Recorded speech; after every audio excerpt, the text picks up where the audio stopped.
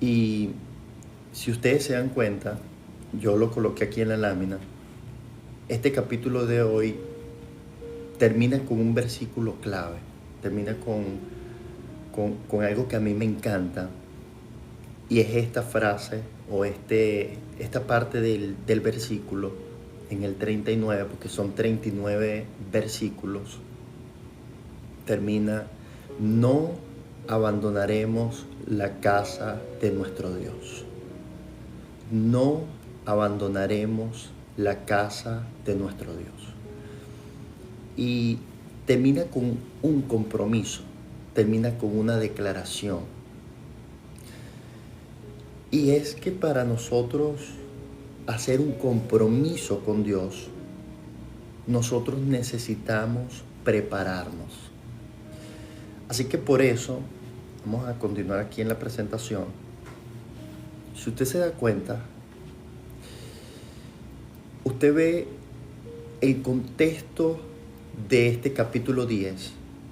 Primero tendríamos que ver un preámbulo de lo que es el capítulo 8, el capítulo 9, porque en el capítulo 8 de Nehemías dice que se juntó todo el pueblo como un solo hombre. Note esa expresión, como un solo hombre. La unidad es algo poderoso. La unidad.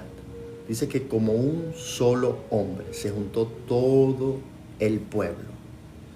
¿A qué se juntó todo el pueblo? A escuchar la palabra. Dice que Esdras lee la ley al pueblo. Una de las cosas que tenía el pueblo de Israel en ese tiempo es que había dejado la ley, había dejado la palabra. Entonces, miren todas las consecuencias que hubieron o que hubo en ese tiempo al dejar la ley del Señor, al dejar la palabra. Pero dice que se unieron como un solo hombre a escudriñar, a escuchar, a leer la palabra. Entonces, lo primero es que nosotros vemos en ese capítulo 8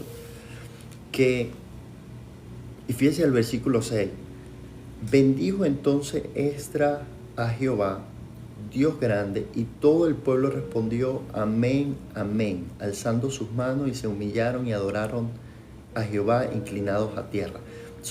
Se ve cómo el pueblo se iba preparando. Y comenzando ¿con qué? Con la palabra. Comenzaron con la palabra. Volvieron a la palabra. Y eso es muy importante para poder comprender lo que es el capítulo 10 de Nehemías.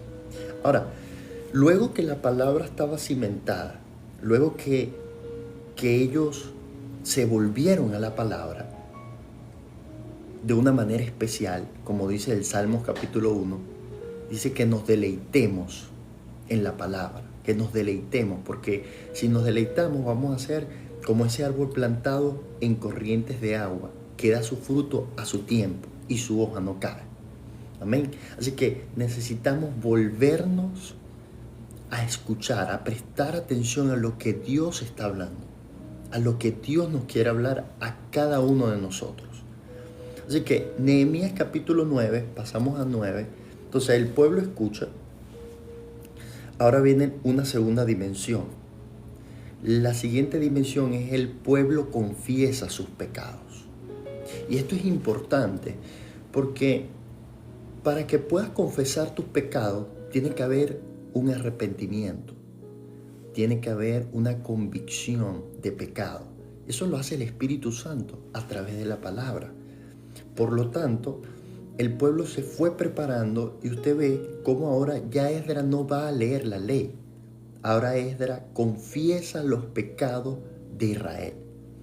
Y esto es muy, pero muy importante, porque hay muchas personas que quieren comprometerse con la obra del Señor, pero no confiesan sus pecados.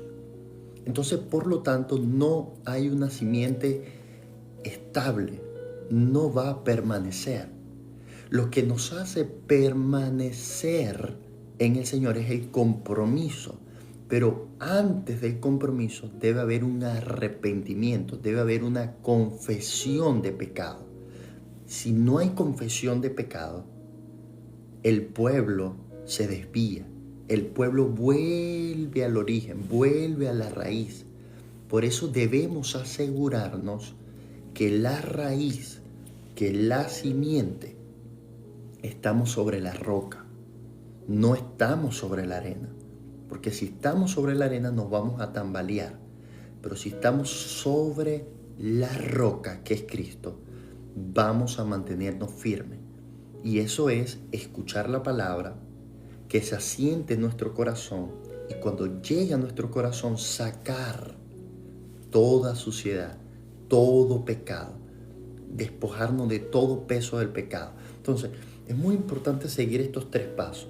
El primer paso es escuchar la palabra porque ella nos limpia. El segundo paso que hace el pueblo es confesar sus pecados. Y ayer nuestra profeta nos estaba compartiendo este capítulo 9.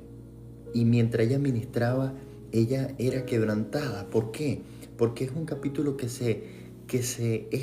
es adecuado a lo que está pasando nuestro pueblo de Venezuela. Pero en este caso, Esdras y todo el pueblo dice que se reunieron otra vez juntos e hicieron ayuno y con cilicio y tierra sobre sí. Y ya se habían apartado la descendencia de Israel a todos los extranjeros y estando de pie confesaron, ahí está la clave, confesaron sus pecados y las iniquidades de sus padres.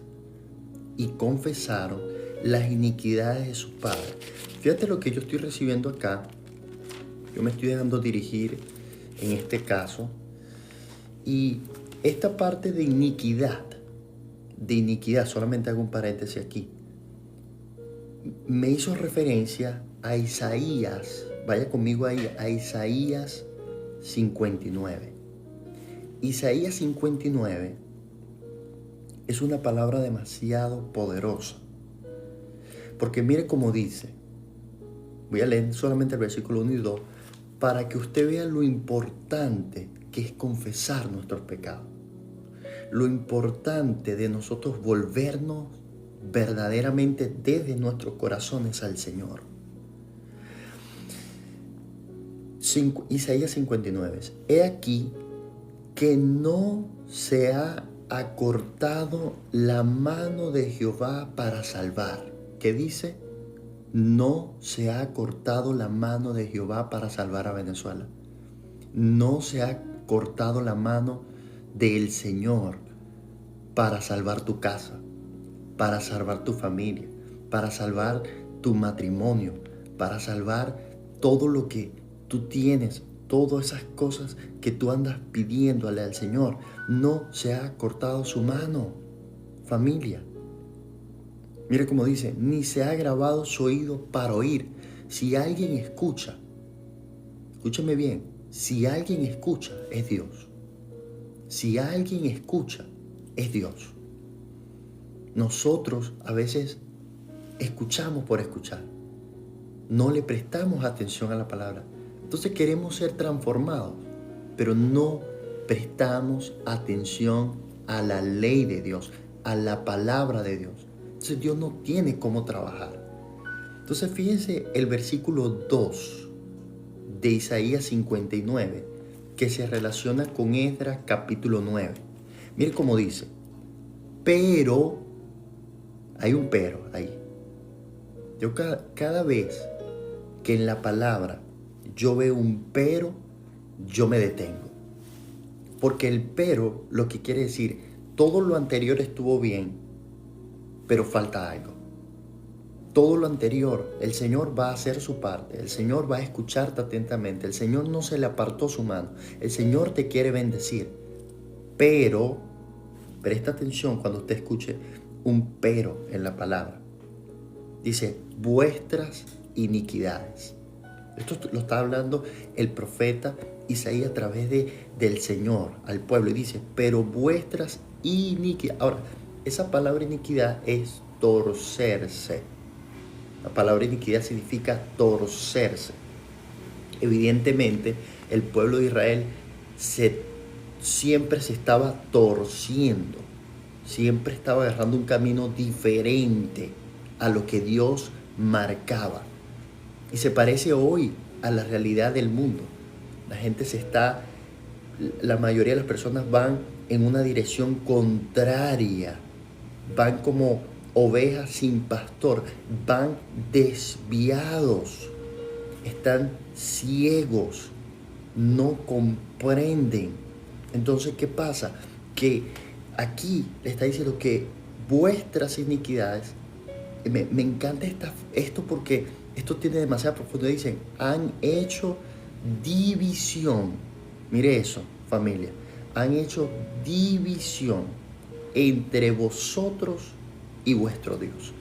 ¿Qué es lo que hace una división para poder alcanzar, ver la gloria de Dios, la mano de Dios, que Dios nos escuche? ¿Qué es lo que hace una división? ¿Qué es lo que hace la división? La iniquidad. La iniquidad se va escondiendo en nuestro ser. Se va escondiendo. Lea Job para que vean lo que es el leviatán. El leviatán son espíritus que se van escondiendo, que van pasando de generación en generación y van creando una fortaleza en las personas que lo endurecen. Entonces, para poder penetrar al leviatán hay que eliminar escamas. Las escamas representan demonios. Entonces es muy importante que la iniquidad que se pega en el ADN, se pega en el creyente, hay que sacarla del pueblo, de la iglesia. ¿Y cómo se rompe eso? Aquí lo ven en Esdras. Dice que fueron ayuno y silicio. En este tiempo la iglesia tiene que ayunar. La iglesia tiene que hacer silicio. La iglesia tiene que dejar la comodidad, de verdad arrepentirse, de verdad ir a Dios, cada uno, porque todos nosotros somos el cuerpo de Cristo.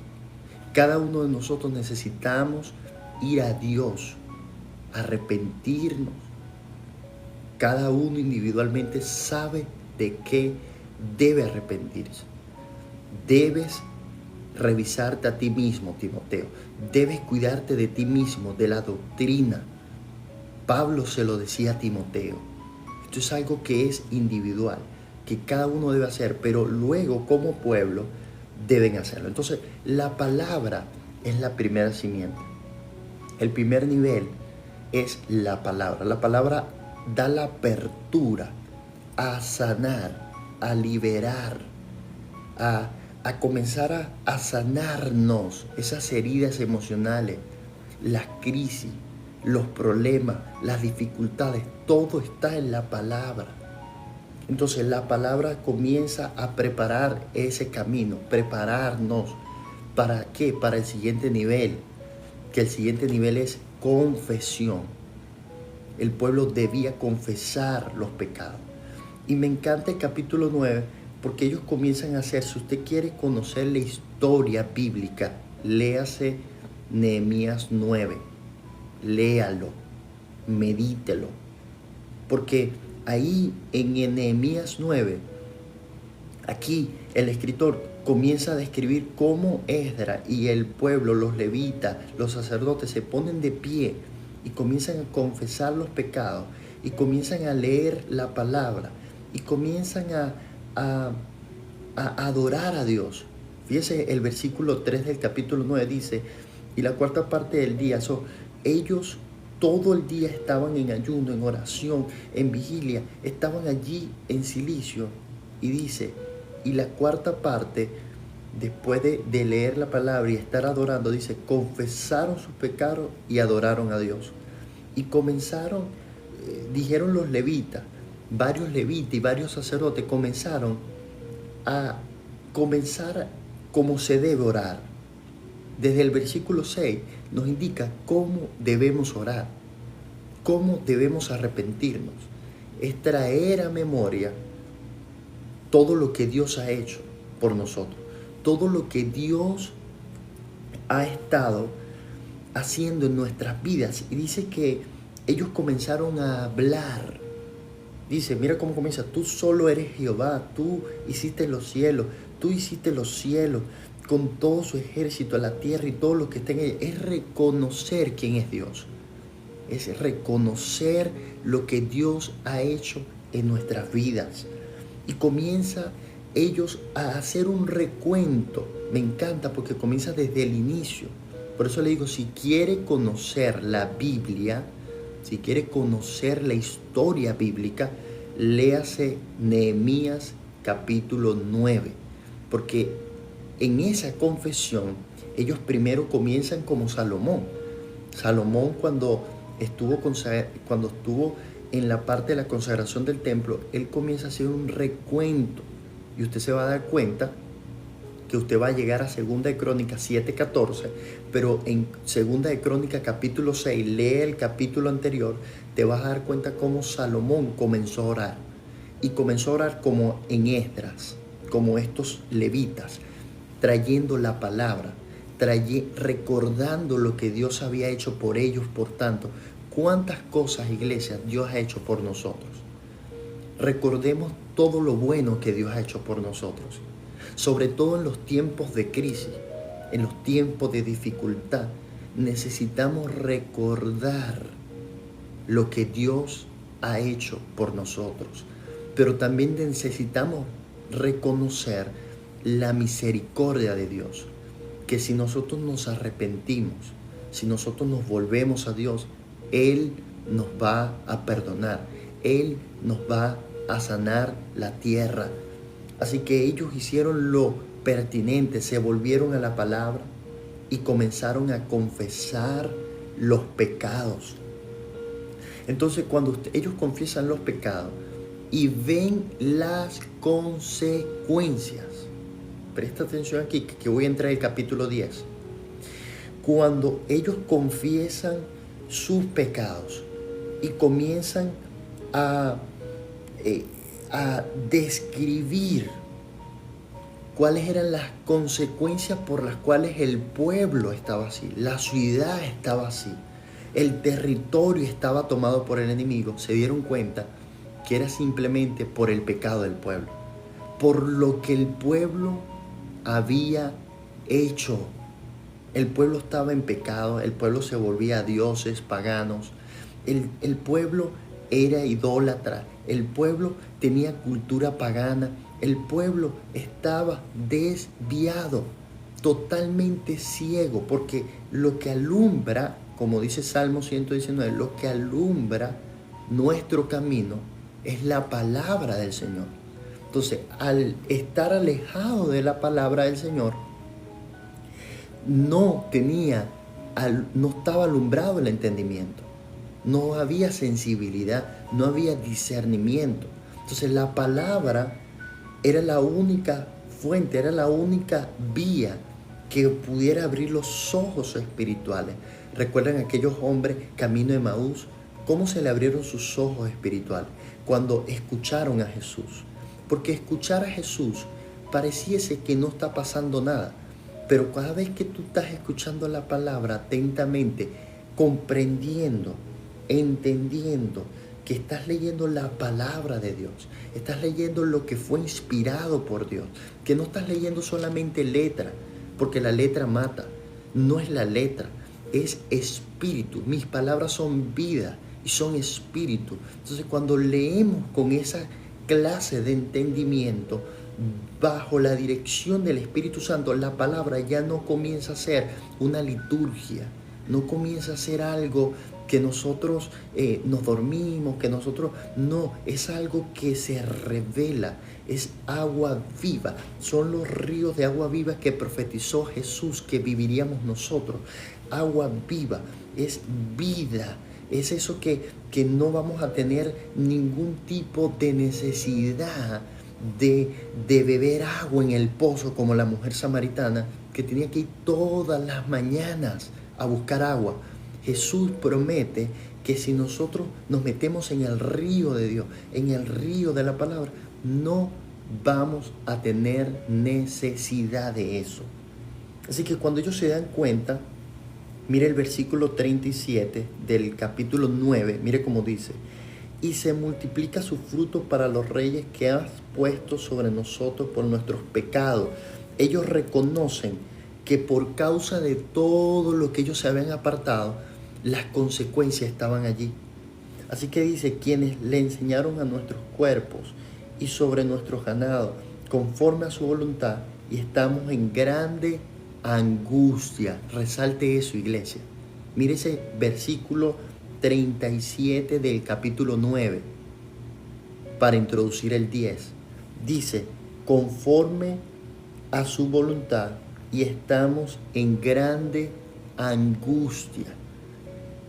La forma que las naciones, los pueblos, entran en profunda angustia es cuando pecan delante de Dios. Es cuando están desviados.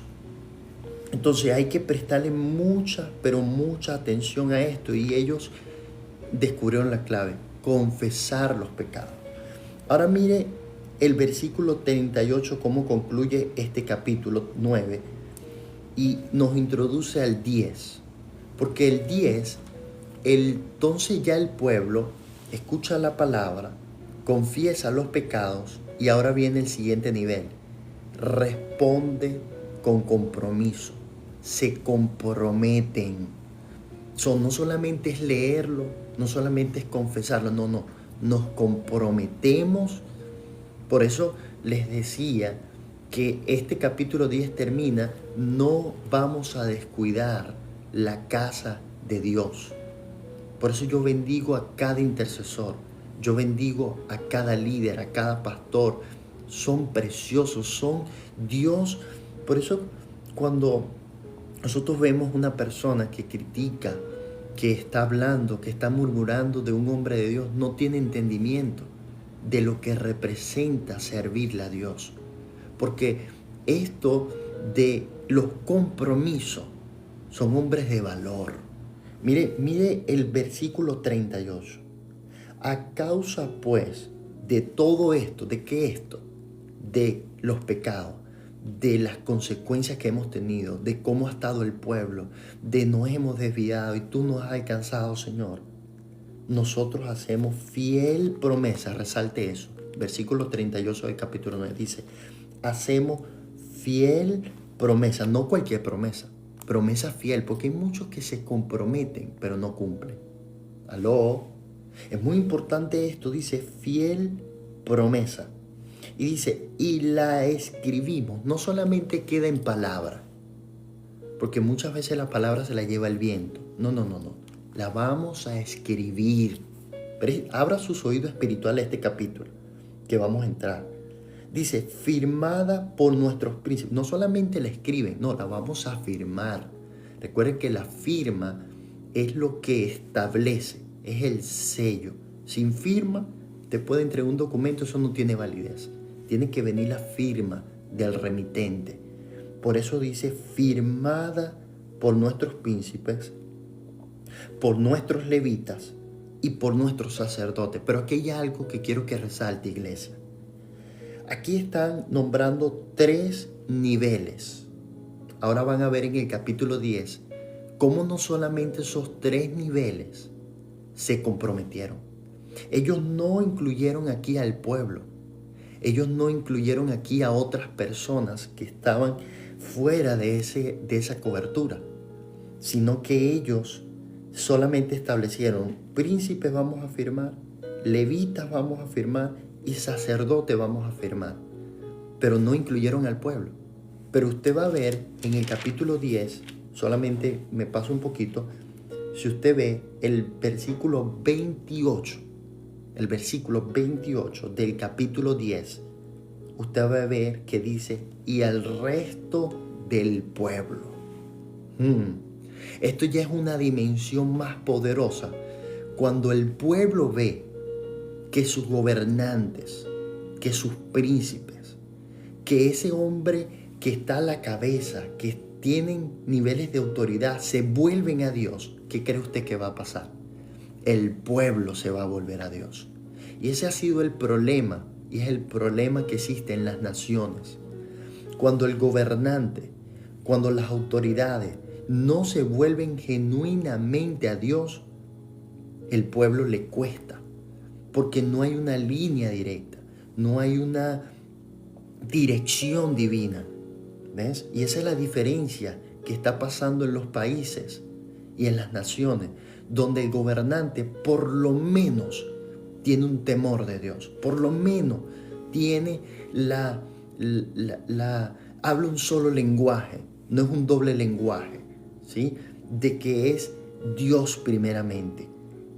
Y usted lo ve, de la abundancia del corazón habla la boca.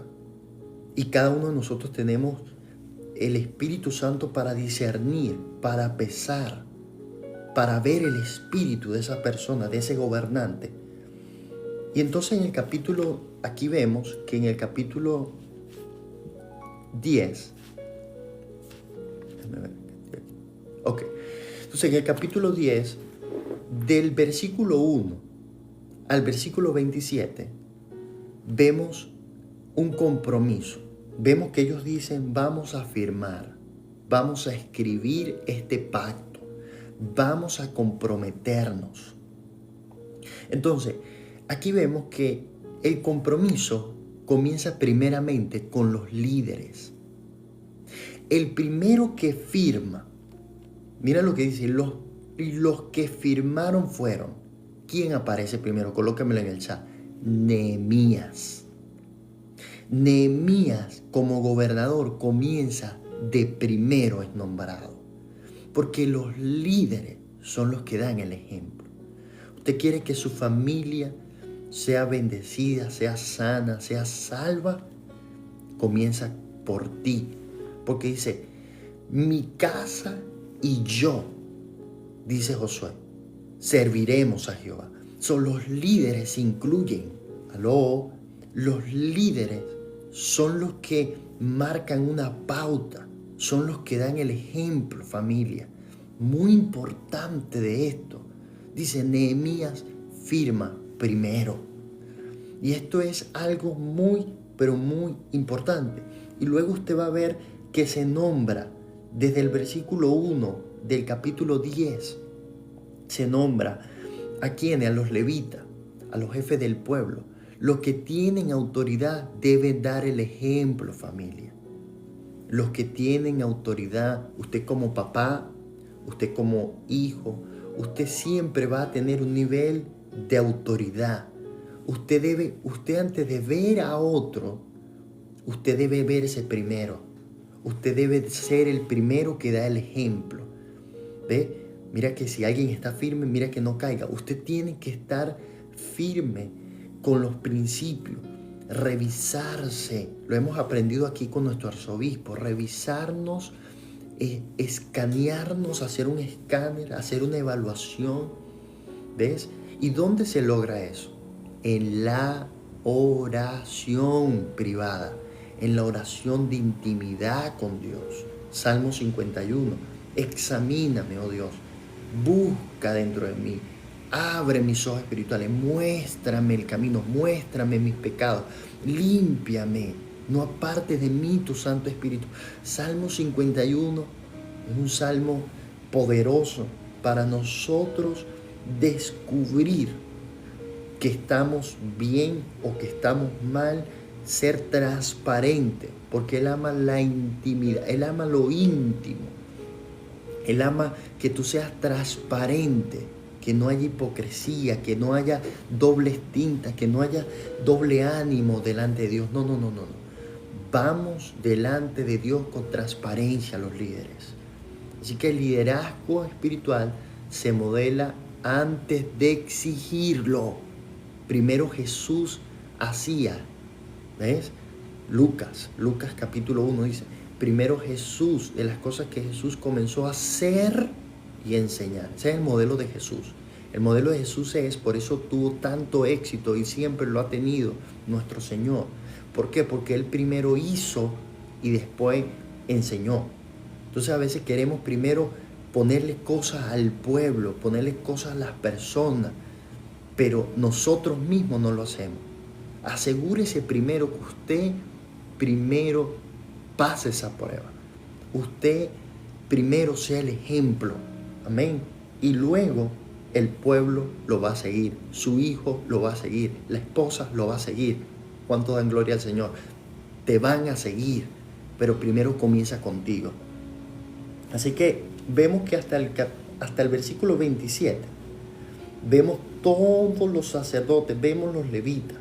Pero me gusta porque en el versículo 28 dice, y al resto del pueblo, resalte eso. Son no solamente los levitas, el pueblo comenzó a volverse a Dios, a comprometerse.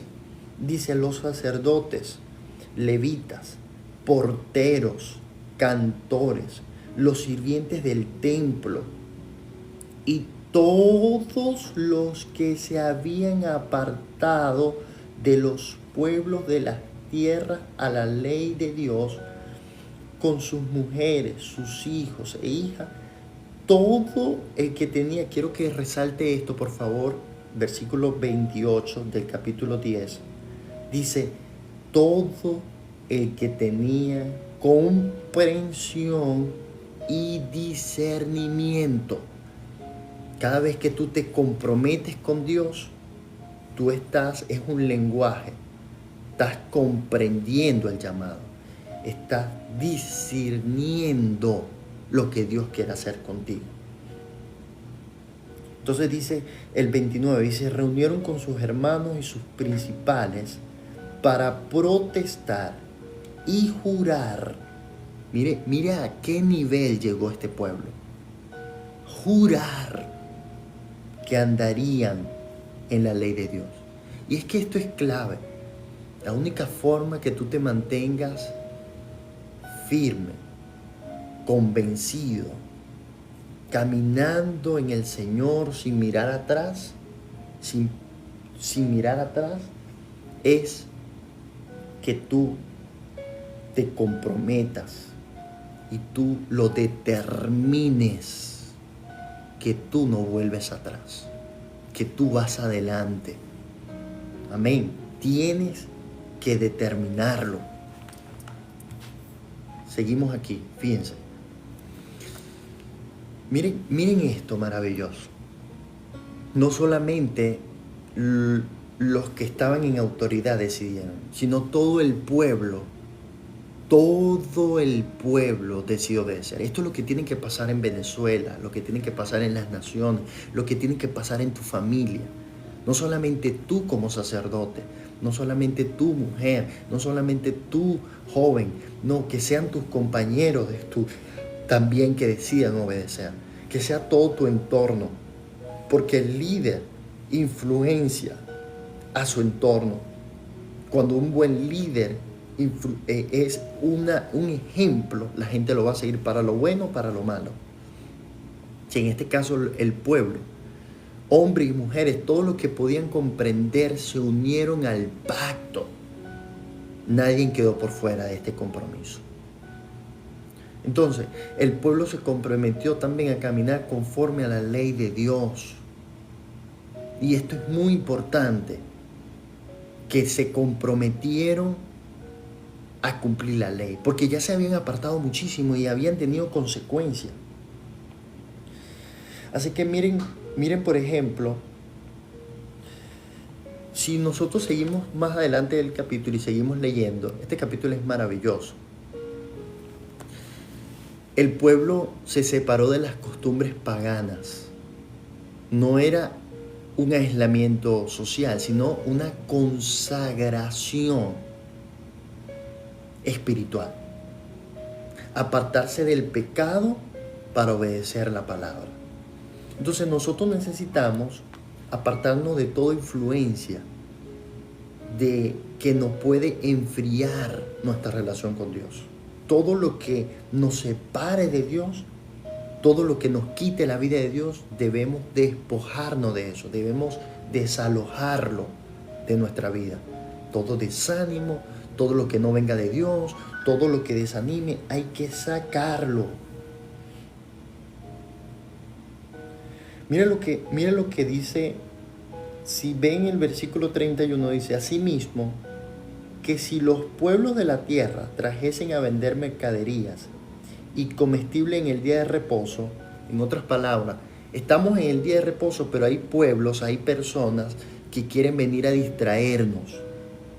Nada tomaríamos de ellos en ese día, ni en otro día santificado. Quiere decir que ellos lo hacían antes. Ellos violaban este pacto, ellos violaban este principio de guardar el día de reposo. Pero ¿qué pasó? Que ellos se fueron olvidando de eso. Pero ahora ellos dicen, nos vamos a separar de estas costumbres paganas que nos vienen a motivar, nos vienen a distraer, nos vienen a proponer cosas que están en contra de la ley de Dios. Aló, abra sus oídos espirituales, iglesia. Dice, nada vamos a tomar de ellos en ese día ni en otro día santificado. En otras palabras, eso se tiene que respetar a partir de ahora. Estamos en un ayuno, estamos en una oración, entonces te vienen a distraer, te vienen a proponer otras cosas. Aló. Entonces el pueblo lo determinó. Dijo, nosotros vamos a apartarnos y vamos a respetar el día de reposo. Ellos se estaban comprometiendo. Identifique cuál es el compromiso de este tiempo. Entonces, es muy importante santificar nuestras relaciones. Cuidado con quién te relacionas. Cuidado con quién tú eres el resultado de las 5 personas con las que tú te rodeas. Cuidado con quién hablas. Cuidado con quién te rodea. Cuidado a quién escuchas. Cuidado a quién sigues en redes. Cuidado a quién estás viendo videos. Cuidado con tus ojos, porque es la lámpara del cuerpo. Son los ojos. Cuidado con lo que tú estás viendo. Vamos a santificarnos, iglesia. Santifica tus oídos, santifica tus ojos, santifica tu lengua, vamos a santificarnos. ¿Ves? Fíjate que ellos decidieron no unirse en matrimonios que lo alejaran de Dios. No como, por ejemplo, como Sansón, que siempre buscó mujeres fuera del pueblo, en culturas paganas que eran imagínense, él buscó mujeres siempre del mismo pueblo donde él peleaba. Miren lo que puede hacer la concupiscencia de nosotros. Mira cómo nos desvía. Mira lo que hace la iniquidad. Mira lo que hace el pecado en nosotros. Nos hace hacer aquello de lo cual se supone que no deberíamos hacer. ¿Ves? Entonces aquí el pueblo está diciendo, nosotros, seguimos leyendo, dice el versículo 32, nos impusimos además por ley, mire esto está tremendo, el cargo de contribuir cada año con la tercera parte de un ciclo para la obra de la casa de nuestro Dios. Y aquí voy a tocar un punto bien sensible, pero es necesario. Eso es para las personas que no creen en el sostenimiento de la obra de Dios, que critican, y esto hay que romperlo.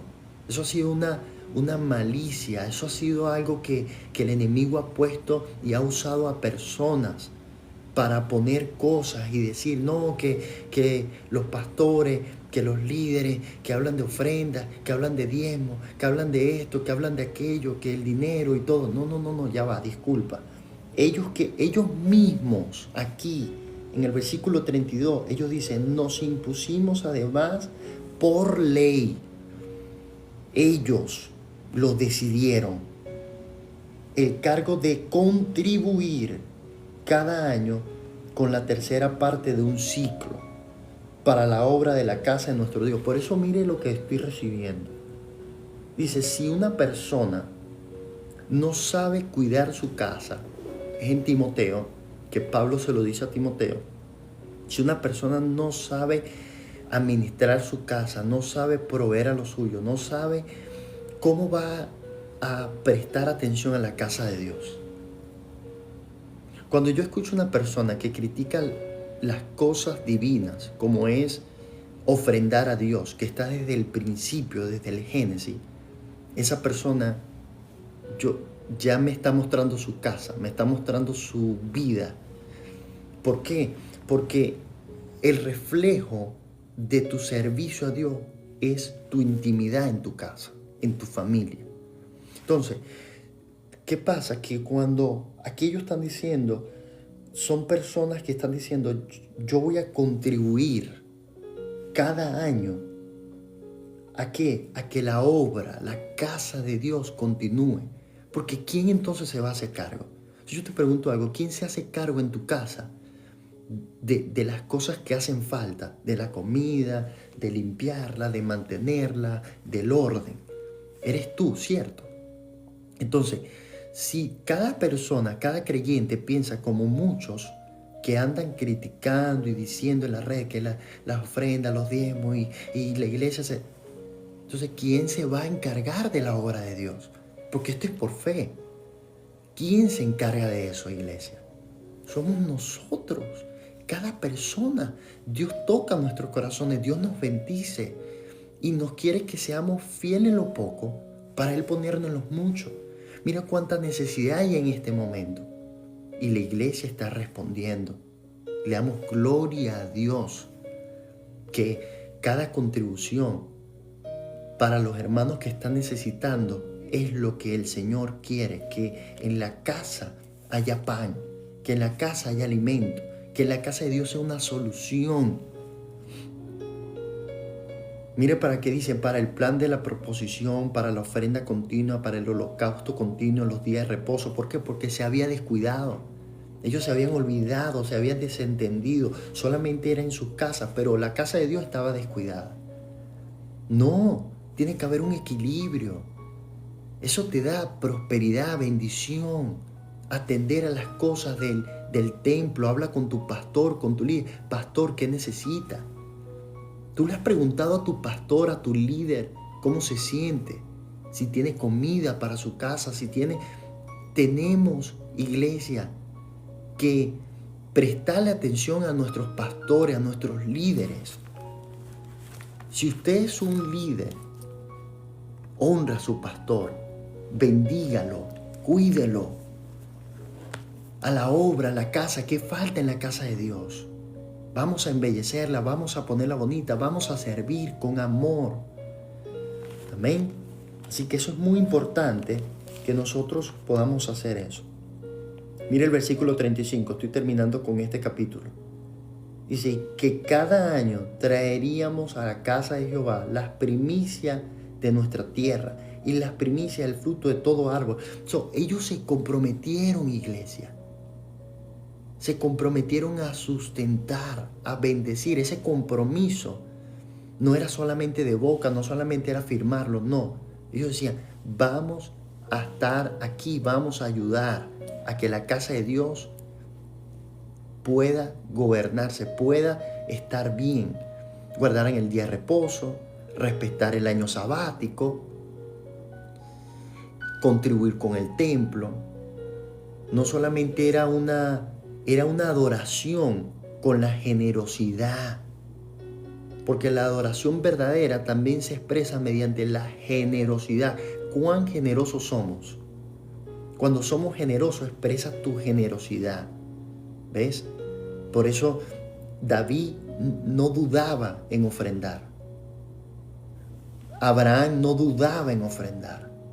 ¿Por qué? Porque todos estos hombres, lo más importante, donde está tu tesoro, ahí está tu corazón. Entonces, la generosidad, la responsabilidad financiera con la obra de Dios es parte de la santidad, es parte de tener ese compromiso. Fíjate que Nehemías se negó a él mismo. Él podía quedarse como copero, como gobernador. Él no necesitaba ir allá a Jerusalén a levantar los muros, no. Pero él tenía un compromiso. Eso es lo que tenemos que comprender hoy. Es lo que Dios nos quiere hablar. Mira esto. Y si usted sigue leyendo, para los que quieren tener lo que son pastores y líderes. Mire lo que dice el versículo. Todo esto era para sustentar, pero también para quién eran estas ofrendas, para quién eran estos diezmos, para quién eran estas primicias, para sostener la casa de Dios. Pero mira también el versículo 36 dice, a los sacerdotes que ministran en la casa de nuestro Dios. Era para sostener al sacerdocio, era para sostener a los que están allí sirviendo al Señor. Si usted sigue leyendo, va a seguir leyendo y va a ver cómo se trataba de sostener con la finanza el pueblo. Las primicias, la gratitud. Y miren esto, sostener a quienes sirven. El pueblo comenzó a proveer, a comenzar a poner esa posición de decir, vamos a bendecir a los profetas, vamos a bendecir a los sacerdotes, vamos a bendecir a los levitas, porque ellos necesitaban sostenerse. ¿Y quiénes iban a hacer eso? El pueblo, la gente que se comprometió. Por eso cada contribución que tú das, cada bendición, yo quiero bendecirte en esta hora. Si tú eres de esos que dice, mira, Señor, cuentas con mis recursos, lo que tú me bendices, yo bendigo a la iglesia. Yo quiero decirte que nunca, nada, nunca te va a faltar nada, porque tú estás sembrando y todo lo que tú siembras, tú lo cosechas. Lo vas a sembrar en salud, lo vas a cosechar en salud, con tu familia, con todo lo que te pase, todo te va a ir bien. ¿Por qué? Porque tú estás comprometido con la casa del Señor. Él no se va a quedar con nada, iglesia. Él no se va a quedar con nada. Así que aquí les voy a dar un resumen. Estas son las 5 evidencias para concluir este libro de un pacto verdadero. Primero, tiene nombre, responsabilidad personal. Segundo, tiene decisiones, acciones concretas debemos tener como iglesia. Tercero, tiene separación, renuncia al pecado. Fíjense que ellos dijeron, el día de reposo es el día de reposo. No vamos a seguir cometiendo el mismo error. Tiene obediencia, es una perseverancia, es práctica. No solamente hay que perseverar en esa obediencia. No es que me comprometí y después no lo hago. No. No me tiene que llamar el pastor, no me tiene que llamar el líder. Yo lo voy a hacer, porque es mi responsabilidad. Por eso es que dice, elige hombres fieles e idóneos para enseñar a otros. Tienes que pasar ese nivel de obediencia, de que no tengo que decirte cuál es tu responsabilidad. Tú tienes que ser un sembrador, tienes que ser obediente, tienes que ir al servicio todos los domingos. Eso no tiene que decirle el pastor a la iglesia, vengan el domingo a la iglesia. No, la iglesia, nosotros como miembros tenemos que ir, tenemos que buscar estar en la casa del Señor. Eso no debe ser una exigencia, tiene que ser obediencia.